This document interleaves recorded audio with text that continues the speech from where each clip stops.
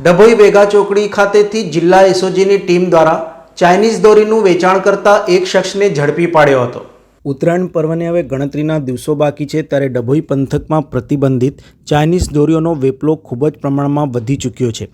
ત્યારે જિલ્લાની એસઓજી પોલીસને મળેલ બાતમી આધારે તેઓએ ડભોઈ વેગા ખાતે આવેલ પાયલ હોટલની પાછળ રૂક્ષ્મણી કોમ્પ્લેક્સ નજીક બહાર ખુલ્લામાં ચાઇનીઝ દોરાનું વેચાણ કરતા એક ઈસમને રંગે હાથે ઝડપી પાડેલ છે, જેનું નામ પૂછતા સચિન અરવિંદભાઈ તડવી હોવાનું જણાવ્યું હતું।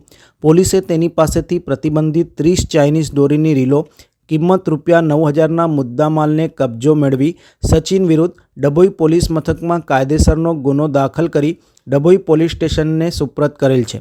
અત્રે ઉલ્લેખનીય છે કે ડભોઈના ધરમપુરી પાસેથી પણ ડભોઈ પોલીસે ચાઇનીઝ દોરીનો મોટો પ્રમાણમાં જથ્થો ગત સપ્તાહે ઝડપી પાડ્યો હતો।